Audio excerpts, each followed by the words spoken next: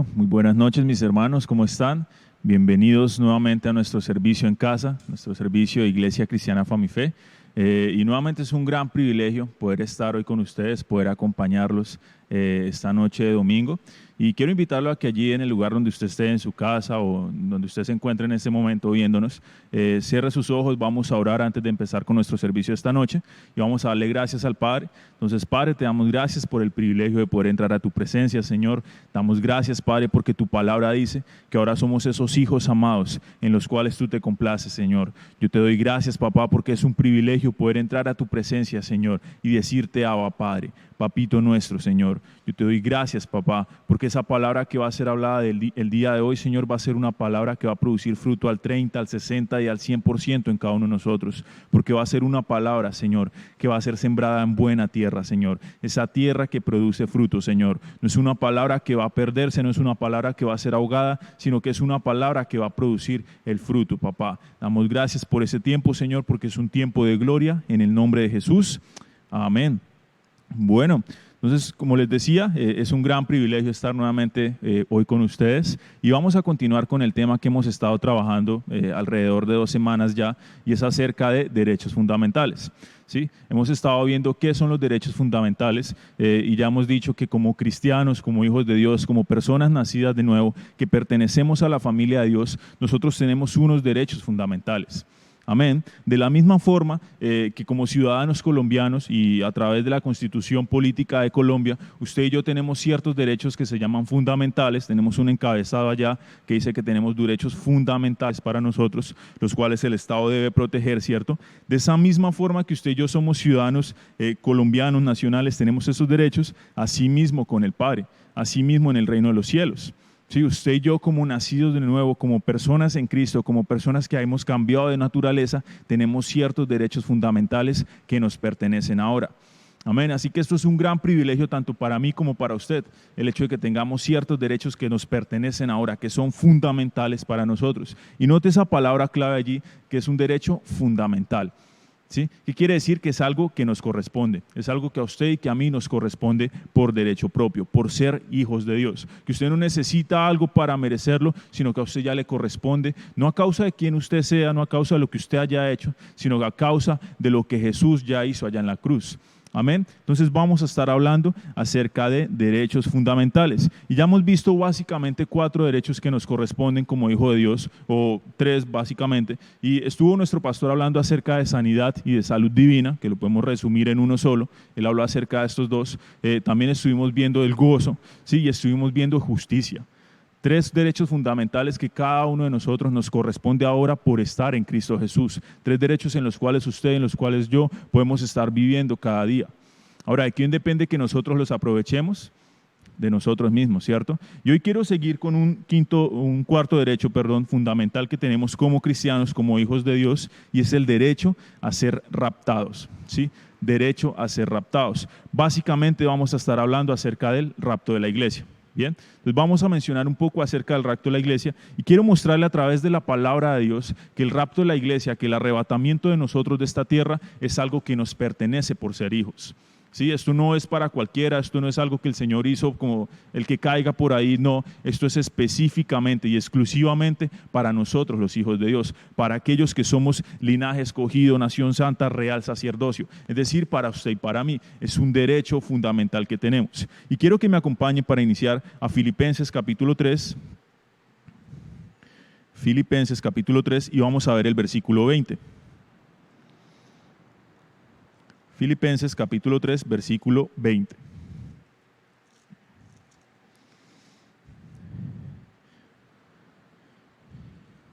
Y mire lo que dice la palabra de Dios en Filipenses 3:20. Dice, mas nuestra ciudadanía está ¿en dónde? En los cielos, ¿cierto? De donde también esperamos al Salvador, al Señor Jesucristo. Ahora, este versículo me gusta mucho porque normalmente uno saca su cédula y dice, vea, pero yo soy ciudadano de Yopal, yo soy bogotano, yo soy de Cali, de donde sea que usted sea, donde sea que diga su cédula, ¿cierto? Pero la palabra de Dios está diciendo que en el momento en que usted y yo nacimos de nuevo, nos hicimos ciudadanos ¿de qué? De los cielos, ¿cierto? Ahora, ¿a dónde pertenecemos? Al cielo mismo. ¿Sí? Su ciudadanía, espiritualmente hablando, puede que naturalmente su cédula diga otra cosa, pero espiritualmente hablando, ¿usted a quién le pertenece? al cielo. ¿Sí? Su ciudadanía es del cielo. Y como ciudadanos del cielo nosotros tenemos ciertas cosas, ciertos privilegios que nos brinda el cielo. Y son esos derechos fundamentales que ahora tenemos. ¿Sí? Pero note lo que dice más adelante este versículo, la parte B del verso. Dice, su ciudadanía está en los cielos, de donde también esperamos al Salvador, al Señor Jesucristo. Wow, espectacular, ¿cierto? Está diciendo, hermano, usted es ciudadano ahora del cielo. Usted nació de nuevo, ahora usted le pertenece al cielo. Pero no solamente eso, sino que le está dando aquí una voz de esperanza y le está diciendo, pero del mismo cielo va a venir su Salvador. Usted necesita estar esperando a su Salvador. Esto está hablando específicamente del rapto de la iglesia. ¿Sí? Uno de los derechos fundamentales que nosotros tenemos como hijos de Dios hoy en día es el derecho a poder ser arrebatados de esta tierra. Es el derecho a que podamos salir de esta tierra antes de que venga la ira de Dios sobre el mundo. Amén. Así que usted y yo tenemos el derecho a irnos con Jesucristo, a reunirnos con Él allí en las nubes. Básicamente esto es el rapto de la iglesia. Amén. Y quiero mostrarle un poco, o en primer lugar, quiero arrancar mostrando qué es el rapto de la iglesia. De pronto usted es una persona nueva que nos está escuchando o jamás había escuchado este término de rapto, de arrebatamiento de la iglesia. Quiero mencionar rápidamente a qué hace referencia cuando hablamos del rapto de la iglesia. Y rapto, la palabra en sí, es una palabra en latín, que en latín es rapio, y lo que significa es un arpazo, es alcanzar, arrebatar o sacar algo. ¿Sí? Alcanzar, arrebatar o sacar algo. Y es interesante porque esta palabra los judíos allá en Israel básicamente la utilizan, dice que cuando están pescando, cuando están allí en el río pescando, cuando sienten que su caña, el pescado la muerde y la caña se está moviendo, dice que ellos sacan con tanta fuerza esa caña para no perder su pesca. Y ese arpazo, ese raponazo que ellos hacen, a eso le llaman rapio, es decir, rapto. ¿Sí? Básicamente la palabra de Dios está diciendo acá que el rapto de la iglesia está haciendo referencia a que el Señor va a venir a sacar algo, específicamente ¿qué es? La iglesia, ¿cierto? Por eso se llama rapto de la iglesia. Él va a arrebatar, va a rapar, va a sacar con fuerza a su iglesia de esta tierra. Y quiero que lo veamos a través de la Biblia en 1 Tesalonicenses capítulo 4. Mire cómo lo dice 1 Tesalonicenses capítulo 4. Y vamos a leer los versículos 13 al versículo 18.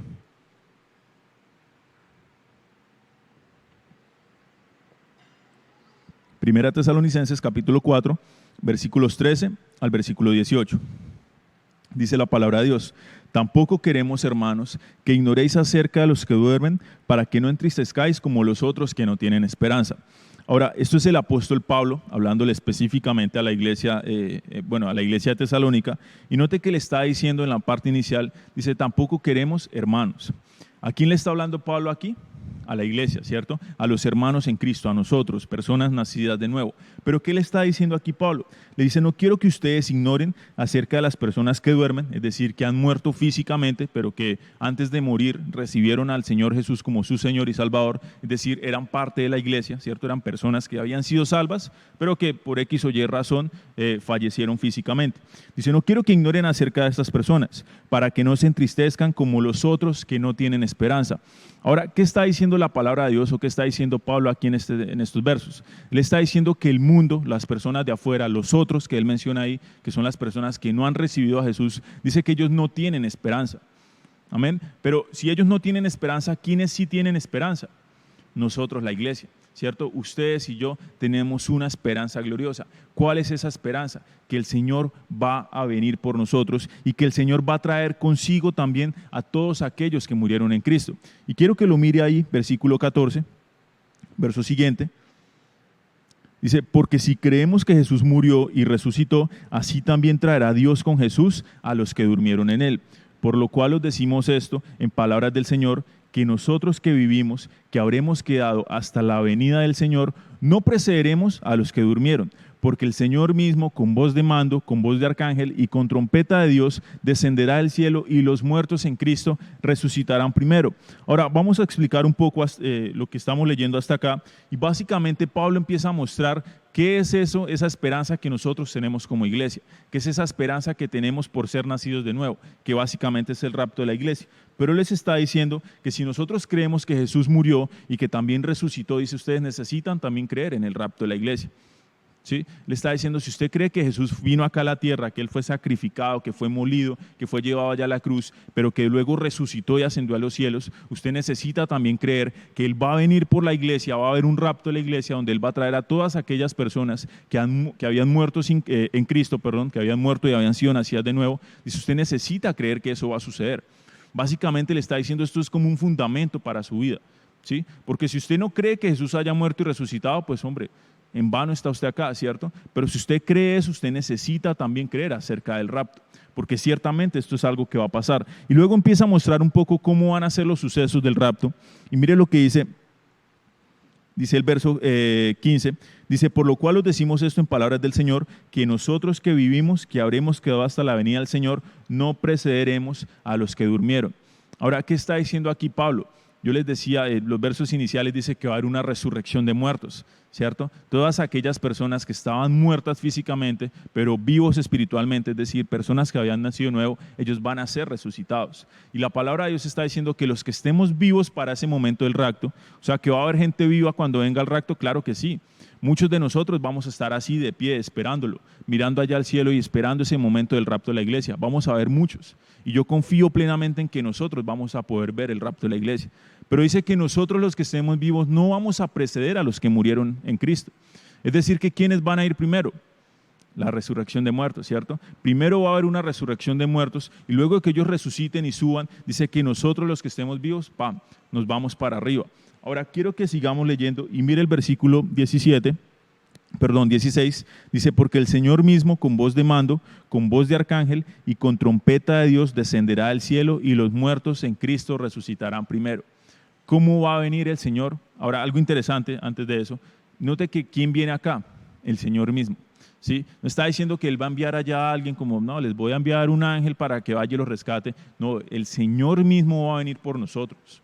¿Sabe? Esto es una similitud impresionante con las bodas de los judíos, la boda judía. Le está haciendo acá un símil muy interesante y está, básicamente en la boda judía sucede algo muy particular y es que después de que el novio termina de hacer la morada para la novia, la casa donde va a vivir con su novia, dice que el novio va a buscar a la novia, ¿sí? Y cuando la va a buscar, dice que cuando él ya está llegando a la casa, en la esquina de la casa de la novia, siempre se paran un par de personas que tienen una trompeta. Dice que cuando ellos ven al novio que ya va llegando a la casa de la novia, hacen sonar esa trompeta para que la novia escuche la trompeta y sepa, hey, el novio viene, ya está llegando. Con eso ya puede salir ya lista y encontrarse con el novio.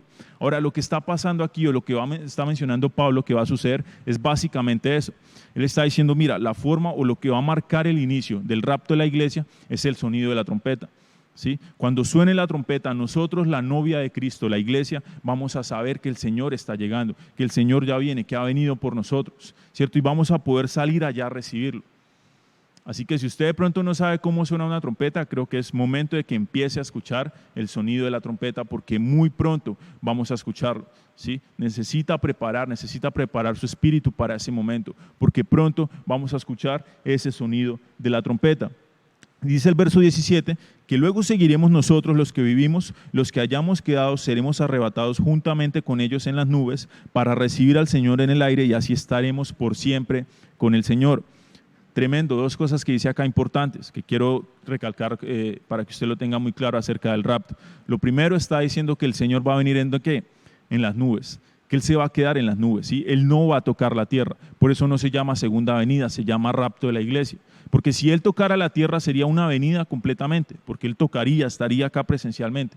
Pero la Biblia es clara en decir que Él va a estar en las nubes y que nosotros vamos a ser raptados hacia el cielo, ¿cierto? Vamos a ser llevados hacia el cielo.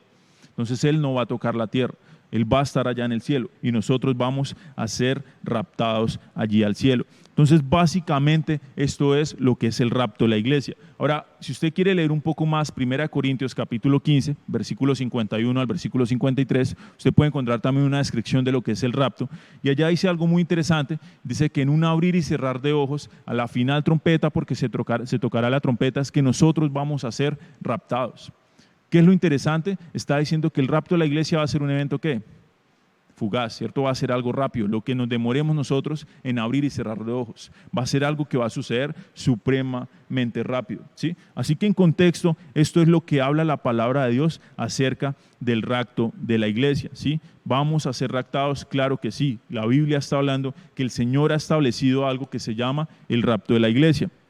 Él va a sacar a su iglesia de esta tierra, Él se la va a llevar de esta tierra. Ahora, ¿esto tiene una finalidad? Claro que sí.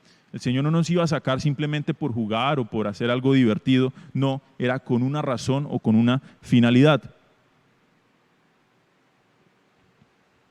Ahora, ¿cuál es esa intención? ¿Cuál es esa finalidad? Que nosotros salgamos de aquí antes de que venga el juicio sobre la tierra, ¿sí? Usted y yo necesitamos salir de la tierra antes de que caiga el juicio de Dios, ¿sí? Necesitamos estar fuera de acá antes de que Dios diga, ay, voy a juzgar al mundo por no haber querido recibir a mi hijo, ¿sí? Ustedes y yo no vamos a participar del juicio.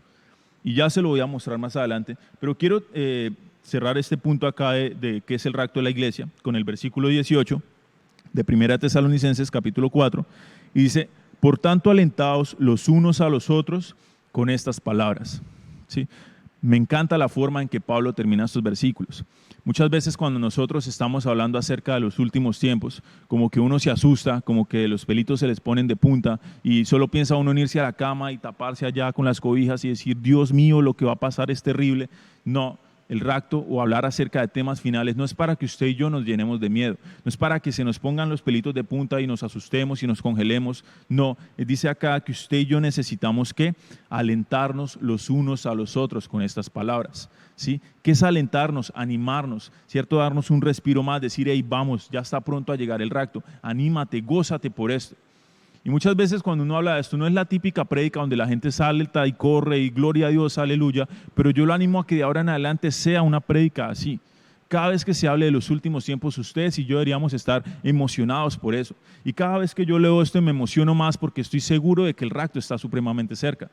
Amén, porque sé que mi Señor está pronto a venir por mí. Aleluya. Y no sé qué tan contento usted esté aquí en la tierra, pero yo quisiera estar ya en el cielo. Ajá, aleluya. ¿Cierto? Quisiera estar ya con el Señor. Así que no se aferre a las cosas de este mundo. No se aferre a lo que le ofrece esta tierra. Simplemente esté buscando las cosas eternas, ¿cierto? Las cosas del cielo. Y qué mejor forma de animarnos que por medio de la palabra de Dios. Amén. Quiero leerle otro versículo más rápidamente. 1 Tesalonicenses capítulo 5, la hoja siguiente ahí de su Biblia. 1 Tesalonicenses capítulo 5. Y quiero que leamos solamente el versículo 11. Y dice el versículo 11, por lo cual animaos unos a otros y edificaos unos a otros, así como lo hacéis. Ahora, cuando Pablo está hablando acerca de este verso, lo invito a que usted en su casa pueda leer versos atrás, desde el versículo 1 de Tesalonicenses 5 hasta el versículo 11. El contexto de este verso 11 es Pablo hablando acerca del rapto de la iglesia. Sí, él está hablando de cómo va a ser el rapto de la iglesia, está diciendo que van a ir como un ladrón en la noche para la gente de afuera, para la gente del mundo, porque se va a robar algo. ¿Y qué es lo que se va a llevar? A la iglesia, es decir, a nosotros, ¿cierto? El mundo se va a despertar y va a decir, hey, venga, nos robaron, ¿qué pasó? Ya no está la iglesia, ¿sí? Ya no está usted, ya no voy a estar yo, y va a ser en un momento. Entonces él dice que él va a venir como un ladrón en la noche, hablando acerca del rapto, pero me gusta también cómo termina nuevamente este versículo, casi que de la misma forma que terminó allá en 1 Tesalonicenses 4, dice, por lo cual animaos unos a otros y edificaos unos a otros. Aleluya. No solamente le dice que nos consolemos, ¿cierto? Que nos alentemos, dice allá el versículo 18, sino que acá le dice también anímese y edifíquense unos a otros. Gloria a Dios. O sea que por medio de la profecía bíblica, por medio de hablar de los tiempos finales, usted y yo podemos edificarnos mutuamente. Quiere edificarse, quiere crecer espiritualmente, es tiempo de que usted empiece a comprender las cosas que van a suceder. Es tiempo de que usted sepa los sucesos que van a estar aconteciendo. Amén. Es tiempo de que usted entienda que el rapto está pronto a suceder. Este es el tiempo para que nosotros entendamos acerca de esto, porque esto es lo que más nos va a estar animando en estos tiempos. Saber que nuestra salida, que nuestro escape está pronto a suceder, que pronto nos vamos a ir juntamente con el Señor. Amén. Y hay algo que leí hace poco y me gustó demasiado y decía lo siguiente, dice, la profecía bíblica está destinada a ser importante como mensaje de edificación. Se lo repito nuevamente, la profecía bíblica está destinada a ser importante como mensaje de edificación. ¿Quiere edificarse espiritualmente? Empiece a hablar de las cosas que van a suceder. Empiece a conocer las cosas que van a pasar. Porque sin duda alguna la profecía bíblica está destinada para ser importante en ese proceso de edificación de cada uno de nosotros. Amén. Ahora, ya vimos un poco acerca de qué es el rapto, de qué es eso que estamos hablando, el rapto de la iglesia, pero quiero mencionarle por qué es importante el rapto, cuál es la importancia de que nosotros seamos sacados de esta tierra y por qué es un derecho fundamental para nosotros, por qué es tan fundamental, tan importante para nosotros. Porque uno diría, bueno, listo, chévere el rapto, pero ¿por qué? ¿Por qué es fundamental? ¿Por qué debemos salir de esta tierra? Y quiero mostrarle 1 Tesalonicenses, capítulo 5, estamos ahí, capítulo 5, acabamos de leer el versículo 11, pero ahora quiero que lea 2 versículos antes, versículo 9. 1 Tesalonicenses, capítulo 5, versículo 9.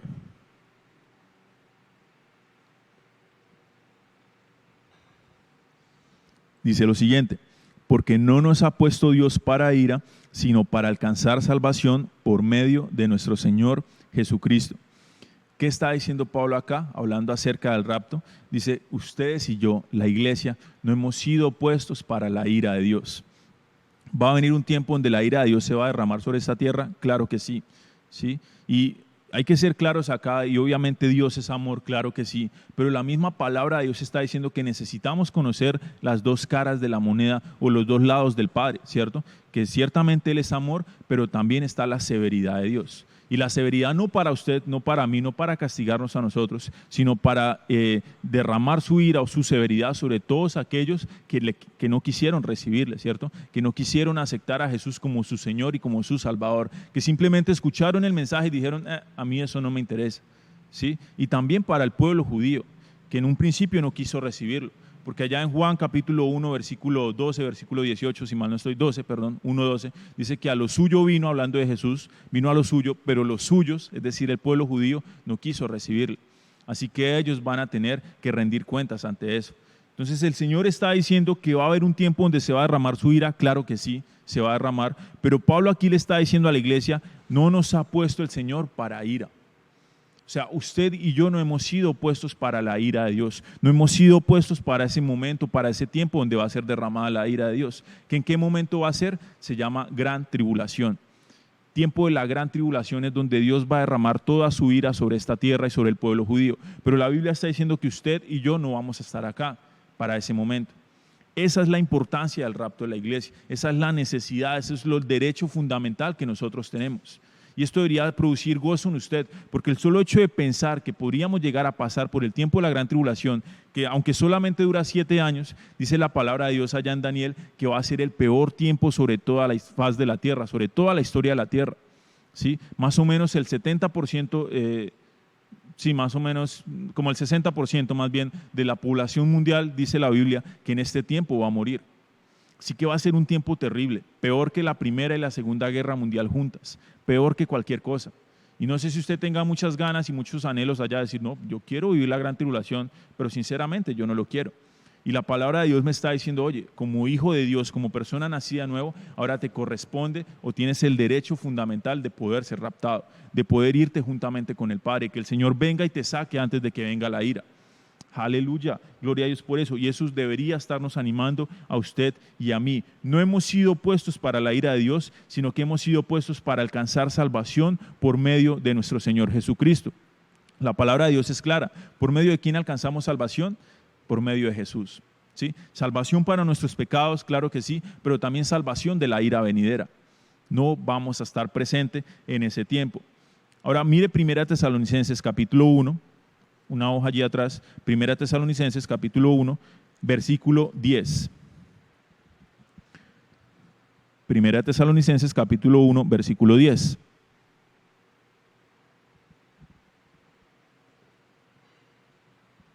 Dice, y esperar de los cielos a su Hijo, al cual resucitó de los muertos, es decir, a Jesús, quien nos libra de la ira venidera.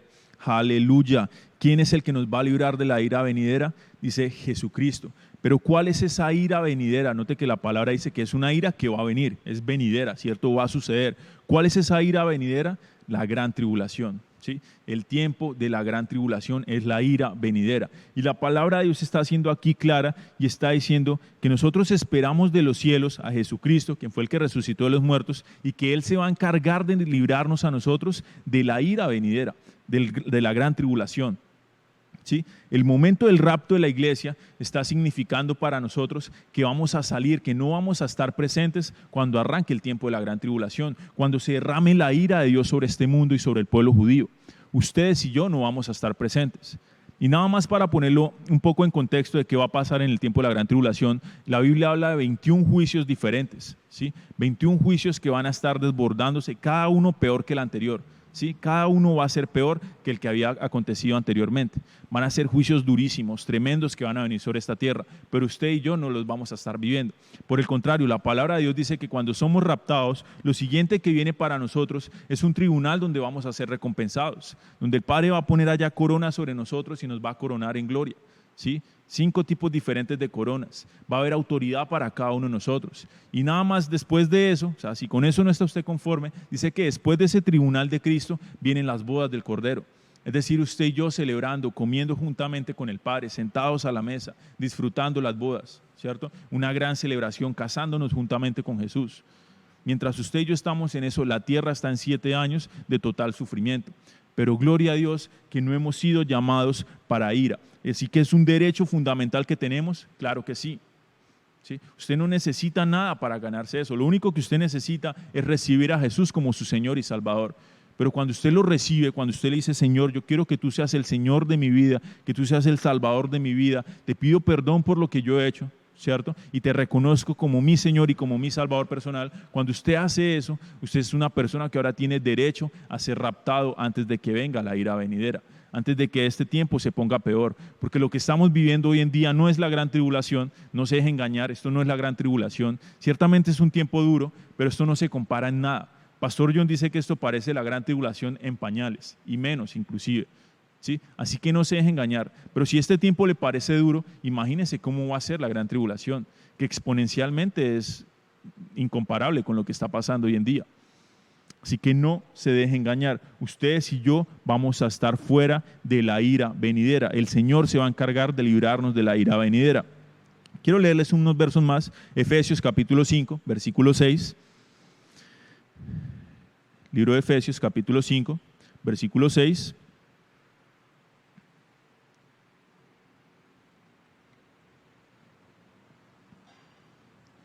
Dice, nadie os engañe con palabras vanas, porque por estas cosas viene la ira de Dios sobre los hijos de desobediencia. Ahora, ¿sobre quién va a venir la ira de Dios? Sobre los hijos de desobediencia. ¿Quiénes son los hijos de desobediencia? Todos aquellos que no han querido obedecer a la verdad de la palabra de Dios, es decir, recibir a Jesús como su Señor y como su Salvador personal. ¿Sí? Está diciendo que la ira de Dios ha sido destinada específicamente para un grupo de personas, y son todos aquellos que han decidido rechazar la verdad de la palabra de Dios. Pero note que no está diciendo que la iglesia va a pasar por eso. No, está diciendo que la ira se destinó solamente para ellos. Ustedes y yo como iglesia vamos a estar fuera, vamos a salir antes de eso. Sí, nos vamos a ir de este mundo. El Señor va a venir y nos va a raptar, nos va a arrebatar de esta tierra, porque nosotros no somos hijos de desobediencia. Amén. Nosotros somos hijos de obediencia. Por el contrario, somos obedientes a la palabra de Dios. Romanos capítulo 5, versículo 9. Romanos capítulo 5, versículo 9. Dice, pues mucho más, estando ya justificados en su sangre, por él seremos salvos de la ira.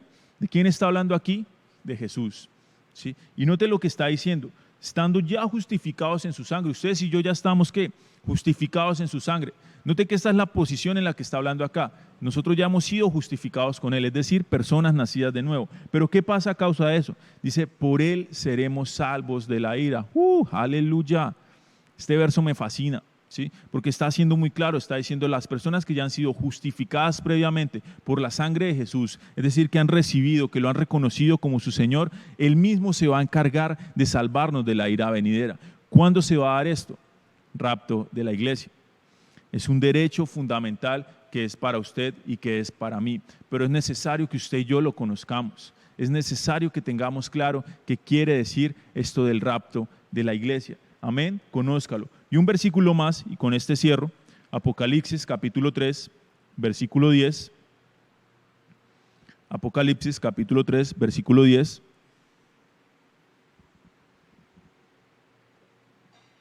Dice, por cuanto has guardado la palabra de mi paciencia, yo también te guardaré de la hora de la prueba que ha de venir sobre el mundo entero, para probar a los que moran sobre la tierra.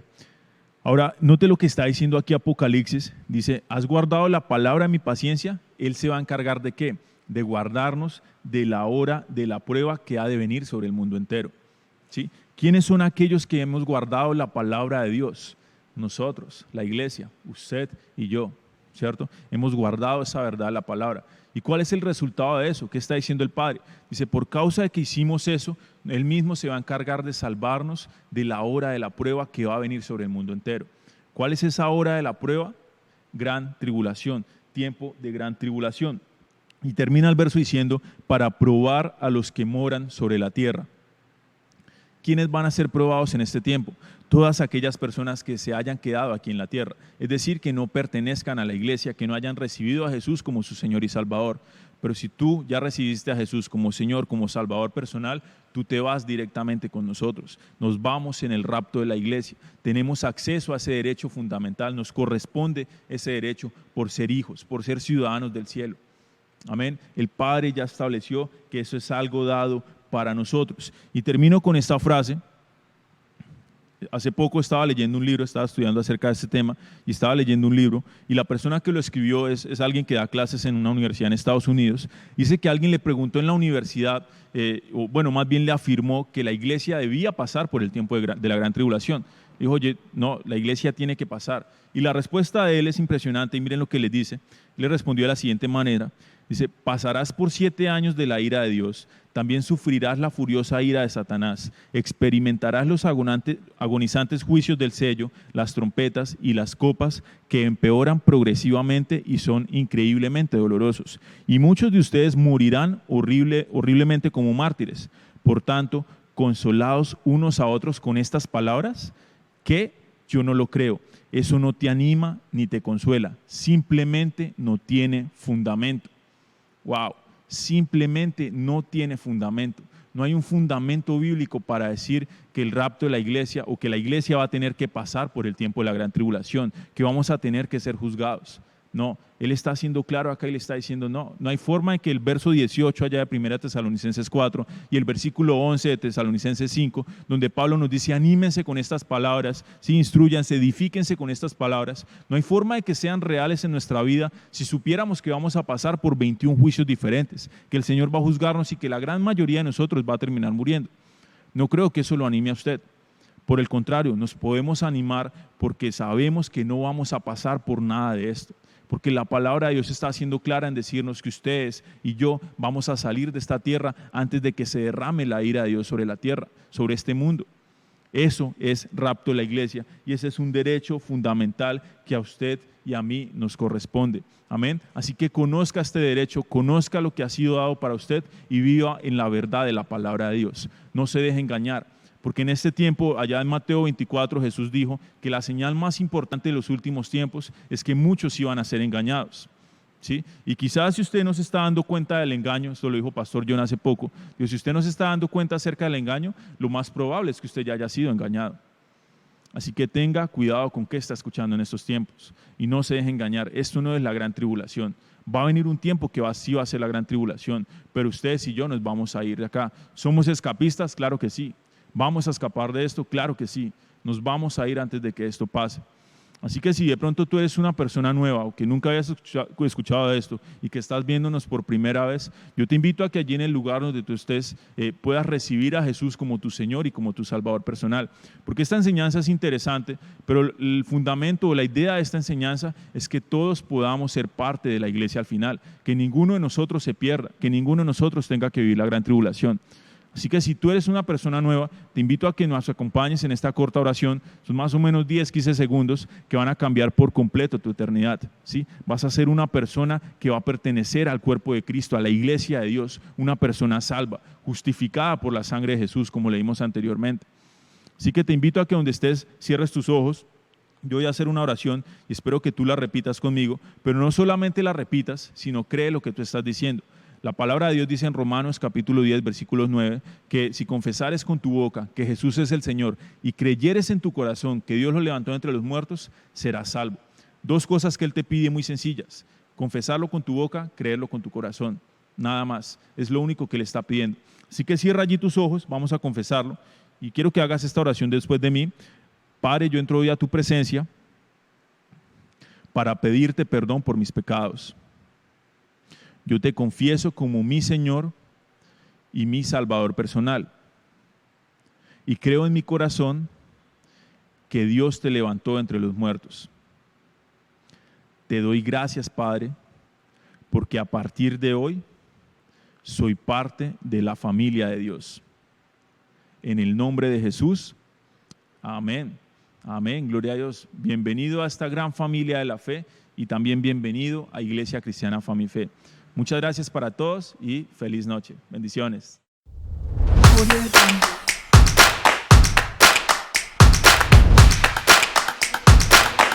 Audio Jungle.